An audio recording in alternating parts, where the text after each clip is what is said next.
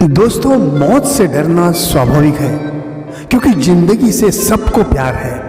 हर दिन जीवन का आनंद लेना चाहिए, ये अधिकार ईश्वर ने सबको दिया है।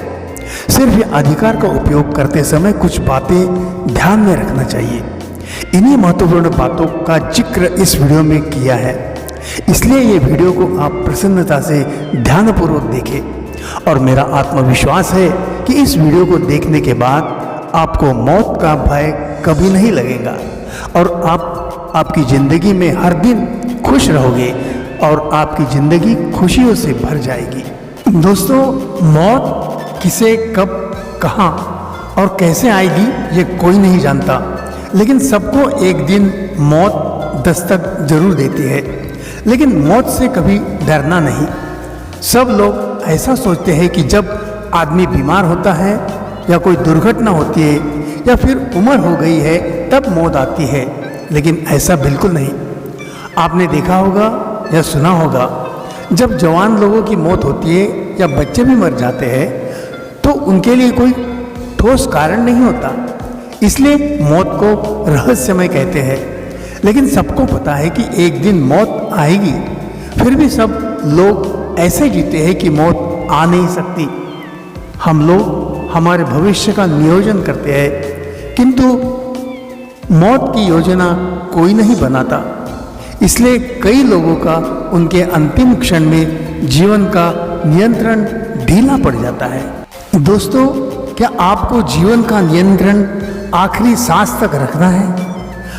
आपके जीवन में आप तंदुरुस्त है, उत्साह से परिपूर्ण है, लेकिन जैसे जैसे उम्र बढ़ती है वैसे वैसे समय के अनुसार ये सब उत्साह और शक्ति कम होती है। जब आप बीमार होते हैं या आप पर कोई शरीर की समस्या निर्माण होती है, तब यदि आपकी देखभाल के लिए आपकी संतति या पत्नी है तो आप भाग्यवान हैं।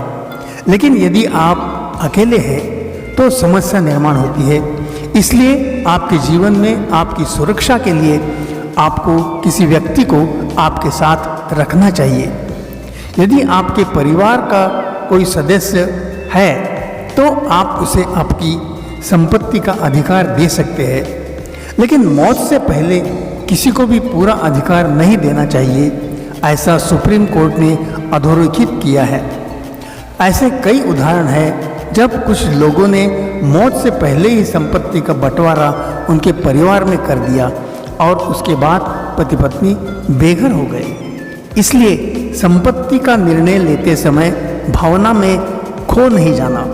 मौत से डरना नहीं, लेकिन जीवन का नियोजन मौत से पहले कैसे करना चाहिए ये सभी को जान लेना चाहिए। दोस्तों, मौत से पहले जीवन का हर दिन खुशी से मनाना चाहिए।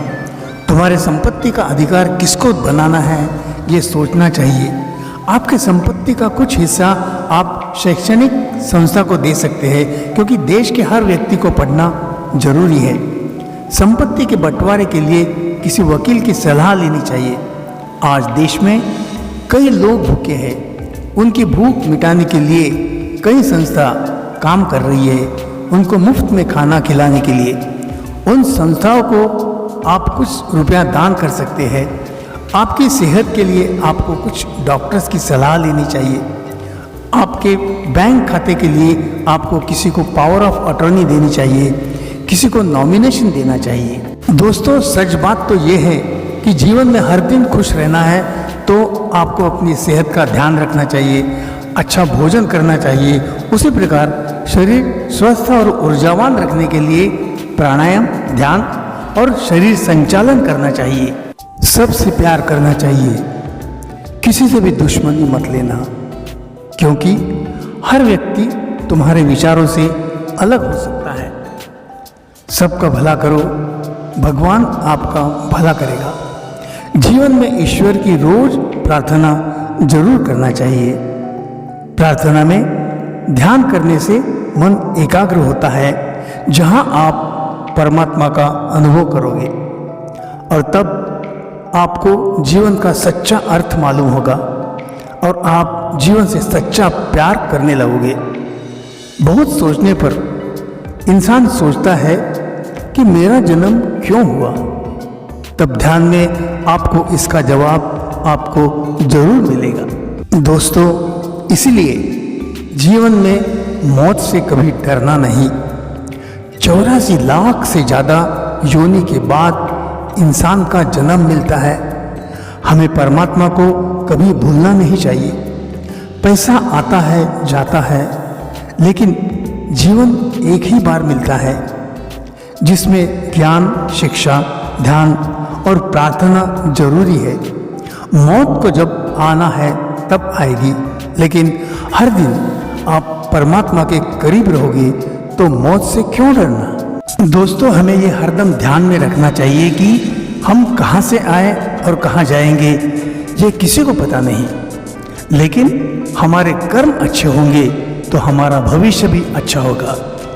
ऊपर वाले के यहाँ देर होगी लेकिन अंधेर नहीं है। इसलिए जिंदगी में कभी भी परेशान और निराश नहीं होना।